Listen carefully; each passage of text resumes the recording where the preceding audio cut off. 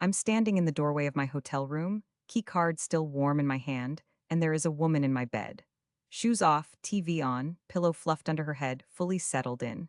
And she looks at me like I'm the problem.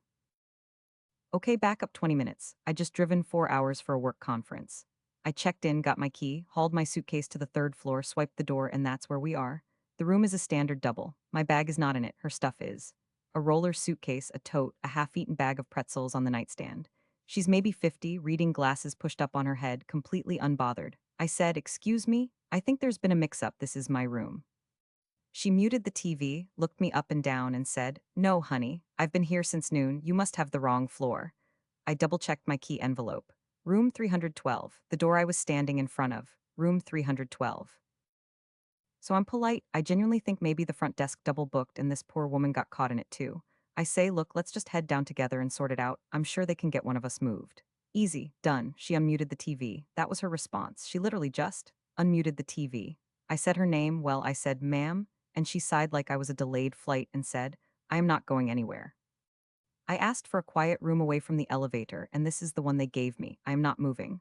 I told her I had the same room number on my key. She said, and I want you to really hear this, she said, "Then your key is wrong." My key, that I had just used to open this door, was wrong. "Okay," I said, "fine, I'll go down and get it fixed, but I'm leaving my bag here while I do." She said, "I'd rather you didn't." I left my bag anyway. At that point, I figured the front desk would clear this up in 30 seconds. I was optimistic. I was so optimistic.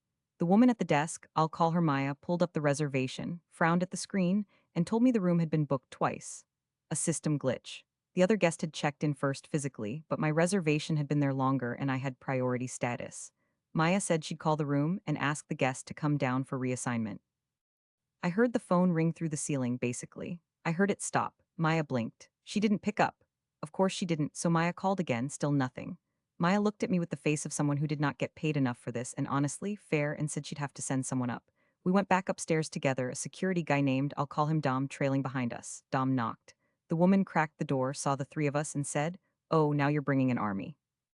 I said, still calm, still very calm, "They just need to get you set up in a different room. They're going to upgrade you, actually."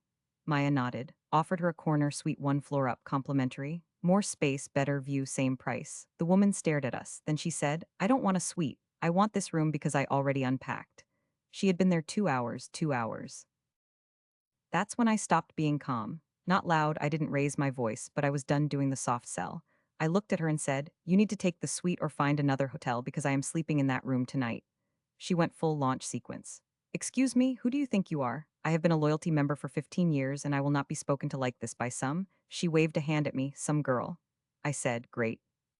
15 years of points should get you a very nice room somewhere else." Dom made a sound that was definitely a suppressed laugh. She turned on him. "Are you going to just stand there?" He said very professionally. "Ma'am, the reservation belongs to this guest. I do need to ask you to gather your things." And here's where she really swung for the fences.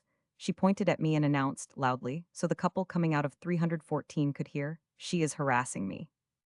I want to speak to the owner of this hotel." Dom said the GM was available if she'd like to come downstairs. She said she wasn't going anywhere. Dom said, and he was so polite about it, "Then I'll ask you to step into the hallway while I stand here, or I will need to involve local authorities for trespassing." Trespassing. In a hotel room that wasn't hers. She looked at the couple in the hallway, they looked back. Nobody backed her up, not one person. She packed, slowly, pointedly, making maximum noise with every zipper, but she packed. The whole hallway watched. The couple from 314 had not moved. There was a guy with an ice bucket who had just fully stopped walking, and when she finally wheeled her bag out and passed me, she said very quietly, "You're a very rude young woman." I said, "And look, maybe this is where some of you are going to say I crossed a line." I said, "You're welcome for the upgrade." She stopped, turned around, looked at me for a long second, and then she walked to the elevator without another word. Dom gave me a nod. Maya upgraded my breakfast voucher without me asking. The couple from 314 gave me a little round of applause, just a few claps, very dry, very perfect. I got into my room, sat on the edge of the bed that had, 45 minutes ago, been occupied by a complete stranger who thought inconvenience was something that happened to other people. Honestly, though, was I too harsh? Because I've been going back and forth on that last line. Comment below, I genuinely want to know.